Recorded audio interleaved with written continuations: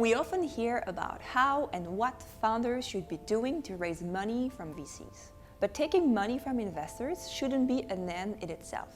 It's just a stepstone, and you should pick your VC with a lot of care, something easier to do in today's environments where VCs have raised lots of money and they are ready to deploy that money in your startup. I'm Alice Besomi, principal at Jungle Ventures, and today we will talk about how VCs work with startups and what to expect from them. So you're about to get a term sheet. It's exciting, money will flow. However, that's only the beginning of a very long relationship. We usually say that taking money from investors is like getting married.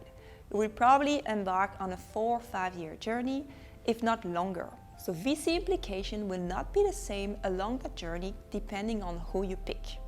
What type of fuel do you need for growth? Is it just cash so you can hire more employees and spend online marketing? Or do you need people who are industry experts and can help open up doors or sign early clients? Do you need help to structure the business and leverage best practices seen in other companies? Long-term commitments or one-off cash injection? At the end of the day, you have a fixed percentage of shareholding you can give away, so you have to be clear with what you need. VCs will be more or less actively involved in your business depending on their role as lead or follower and their own investment strategy, either having a concentrated portfolio or a spray and pray approach. That will dictate what types of rights, reporting and frequency of meetings they request. There is no right or wrong answer, it all depends on what you need at a specific moment. When you start fundraising, you may hear a lot of funds saying they are interested but not to be a lead and hence not to set the price. So that's the first type of VC, lead investor or follower. The lead investor will want to drive the process from setting terms and price to leading the diligence and the legal docs. They will ask for board seats and will try to keep special rights over the next few rounds. For example, your Series A lead will typically tend to remain actively involved in guiding the company until Series C, or if there is an exit event before that, they will typically lead the process on behalf of other investors. On the other hand, followers will rely on the lead or on existing investors to help guide the company. Another thing to consider is that 99% of the time, VCs will take a minority stake. Because they are not in the driving seats, they will need other way to stay close to the business and track what could impact their investments in your company. Some will ask for a board seat, reserved matter rights, while others will agree on simple reporting. You have to understand that managing a fund is complex, as you add new portfolio companies more often than you exit these companies. So any investment professional or partner will end up having to handle 5, 10, 15 companies, sometimes even more. And you can't give every founder the same level of attention if everything is running in parallel.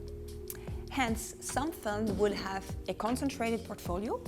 This is what Jungle does, where we have less companies, but we commit more money, bandwidth, and resources to each of them. While on the other hand, some funds would make smaller tickets in a large number of companies, building index funds, which effectively translate into investing in several companies every month. They can't be actively involved with each and every company, hence they play a more passive role. As a result, some VCs will be fine getting information rights or a simple monthly or quarterly reporting. On the other hand, more active VCs like Jungle will require a board seat and what's called reserved matter rights, where their approval is required when the founders want to undertake specific actions, typically when it's about approving a new round of financing, approving the budget, a top-up to the employee stock option plan, or an M&A. One last implication from the different types of VCs will help you understand what to expect in the future, namely follow-on support versus one-off investments. Some investors would have what's called a spray and pray strategy where there is no automatic follow-on, especially if the company isn't performing as planned. Some other VCs, they plan early on reserves so that they can do, when they do their portfolio construction, they know exactly how much money they want to allocate to each company, which means they will have money set aside early to keep on supporting the companies, even through bridge rounds or as a follow-on along a new investor. So in summary, VC would be more or less actively involved in your business, depending on their role as a lead or a follower and their own investment strategy. That will dictate what types of rights, reporting, and frequency of meetings they request, and it's important for you to do a diligence on your investor early on.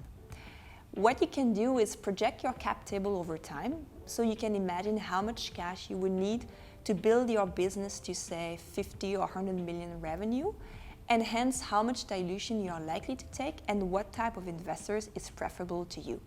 Thanks for watching. We have now weekly content updates, so don't forget to click the like and subscribe button so you stay up to date to our content. Please leave us some comments on what content you would like to see in the future. Thanks for watching.